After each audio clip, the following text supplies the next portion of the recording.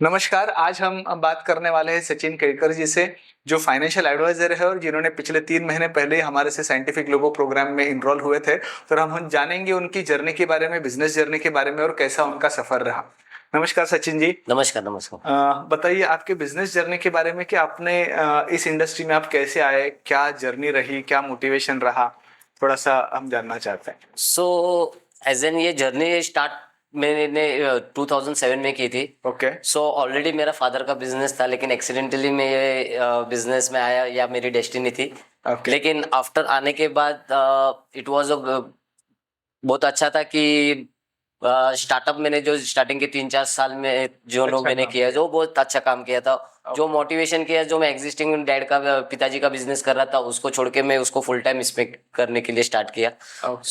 As an start मैंने as an LIC agent किया था। उसके बाद में मैंने एक फाइनेंशियल प्लानिंग का कोर्स 3 साल का करके फिर मेरी जर्नी स्टार्ट हुई थी। तो करियर की शुरुआत आपने एज एन LIC एडवाइजर की। Yes yes, right. उसके बाद कोर्स करके इसको, तो टोटल कितने साल की जर्नी रही है इस इंडस्ट्री में? टोटल ये इंडस्ट्री में अभी मुझे 17 ईयर्स हुए सर। 17 साल। यस। ओके, तो आपका 17 साल का अनुभव है और इसमें आपने काफी उतार चढ़ाव डेफिनेटली देखे होंगे। डेफिनेटली बिजनेस बोलते हैं तो ये सब अप्स एंड डाउन्स ये तो सब होते ही है, लेकिन हर एक अप्स एंड डाउन्स के बाद है ना, एक ये आता है कि हमें किसी ना किसी की सलाह लगती है। जैसे स्टार्टिंग के 3-4 साल में मैंने अच्छा बिजनेस किया था, तभी मैं किधर तो मैं सैचुरेट हुआ था। उसके बाद में मैंने फाइनेंशियल 3 साल का फाइनेंशियल प्लानिंग का मैंने कोर्स किया। तो हर एक उतार के बाद कुछ ना कुछ एक जो कमियां रहती है वो फिलअप करनी होती है, बाकी कुछ नहीं है। Okay okay. तो इसमें आपने हमारा साइंटिफिक लोगो प्रोग्राम मेरे ख्याल से 3 महीने पहले लिया। Yes, right. जब साइंटिफिक लोगो प्रोग्राम में आप इनरोल हुए, आपका जब हमने लोगो बनाया, और उसके बाद मुझे याद है जहां तक मैंने आपको सिग्नेचर की भी रेमेडी दी थी प्रैक्टिस करने के लिए, और आपको रिस्ट वॉच भी दी थी, तो मैंने कंप्लीट पैकेज आपको दिया था। तो स्टेप बाय स्टेप हमने आपको प्लान बनाया था कि आपके फाइनेंशियल ग्रोथ के लिए कैसे हम आपके वाइब्रेशंस चेंज करेंगे, जैसे आप आपके फाइनेंशियल ग्रोथ अचीव करने के लिए आपको हेल्प हो। तो आप थोड़ा सा बताइए कि सिग्नेचर जब प्रैक्टिस की तब एग्जैक्टली आपके अंदर क्या बदलाव महसूस किया आपने? जैसे आपने मुझे रिकमेंड किया था कि सिग्नेचर प्रैक्टिस सचिन आपको ये इतना कंटिन्यूस करना है, एंड द प्रोसेस यू आपने बताया कि मुझे ऐसे ऐसे साइन करने हैं। आप बिलीव नहीं करोगे कि जैसे आपने बोला ना, मैंने उसको एक दिन भी मिस नहीं किया। एंड वो मिस नहीं किया, मैंने वो फॉलो किया। एंड उसके बाद का जो रिजल्ट था ना, कि आपने जैसे बोला था ना कि पेशेंस रखिए, 10 दिन के बाद you will have a good result.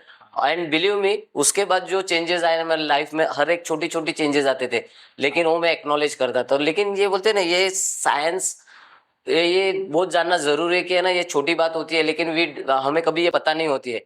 लेकिन ये जब हम लोग फॉलो करते हैं ना, that makes a big result. And आप बिलीव नहीं करोगे, उसके बाद से जो बोलते हैं ना, धीरे धीरे धीरे जो ये आ रहा था ना, it was an awesome, amazing. It was an amazing. Signature, मुझे यहाँ तक याद है मैंने काफी लोगों को सिग्नेचर रेमेडी देता हूँ, बट लोग उसको सीरियसली प्रैक्टिस नहीं करते बिकॉज उनको शॉर्टकट चाहिए, फास्ट सॉल्यूशन चाहिए। बट सिग्नेचर रेमेडी इकलौती ऐसी रेमेडी है जो आपको खुद पे काम करने पे मजबूर करती है, और जैसे आप खुद पे शिद्दत से काम करते हो, जैसे मेरे को याद है आपने वो 45 डेज का कंप्लीट कोर्स बिना किसी ब्रेक के किया है।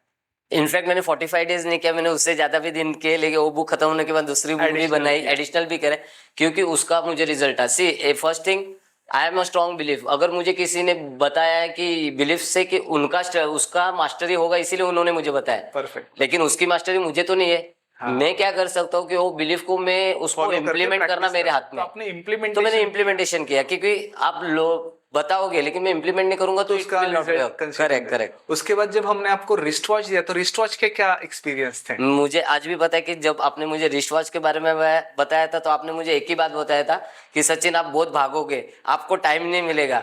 लेकिन किधर तो मुझे अंदर से लग रहा था कि ऐसा सच में होता है क्या।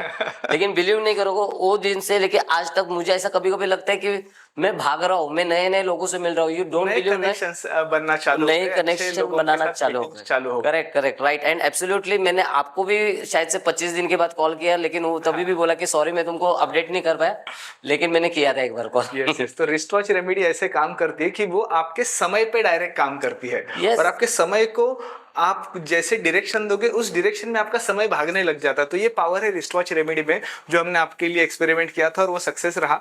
अब बताइए जब लोगो डिजाइन इंप्लीमेंट हुआ तो फाइनल कुछ चीजें मटेरियलाइज हुई कैसे, थोड़ा नंबर्स में हम ऑडियंस जानना चाहती है। जब अपने कार्ड का जब मुझे ये सजेशन किया कि ये चेंजेस करने से फाइनेंशियल ग्रोथ है, आप बिलीव नहीं करोगे कि जो फाइनेंशियल स्ट्रगल थे ना, जैसे मतलब मेरा बात होती थी, क्लोजिंग नहीं होती थी, हाँ। तो वो सब्जेक्ट पे मेरा थोड़ा ज्यादा ये हो गया, मतलब जहाँ पे क्लोजिंग रेट तो था ना वो बढ़ गया।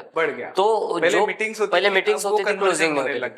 Correct. Okay, as an financial advisor ये बहुत डिफिकल्ट होता है कि क्लोजिंग होना जाए, पहले तो मीटिंग मिलना डिफिकल्ट है, मीटिंग मिल गई तो क्लोजिंग होना डिफिकल्ट है। तो ये डिफिकल्टी से पार होने के लिए आपको ये सारे टूल्स है, बिकॉज फाइनली आपने जब खुद पे काम किया तो आपके वाइब्रेशंस अच्छे हो गए। तो जब वाइब्रेशंस अच्छे हो गए तो नेचुरली आप अच्छी चीजों को ही आकर्षित करोगे। तो ये साइंस ही वैसे काम करता है। Yes definitely. एंड अगर मैं आपसे सजेशन लेता हूँ और मैं उसको इम्प्लीमेंट नहीं करूंगा ना सर, उसका काम में नहीं आएगा। आपने मुझे जो बोला मुझे फॉलो करना था, फॉलो करना है पर देन आफ्टरवर्ड्स वो रिजल्ट नहीं आता तो मैं आपको बोलता था सर नहीं आया करके। तो अब आगे आने वाले 3 साल का क्या प्लान लेके मेरे ख्याल से आपने एलडीपी जो लीडरशिप प्रोग्राम था वो भी आपने ज्वाइन किया। सो लीडरशिप प्रोग्राम ज्वाइन करने के बाद मेरा जो गोल है ये 60 डेज का 15 lakhs का है।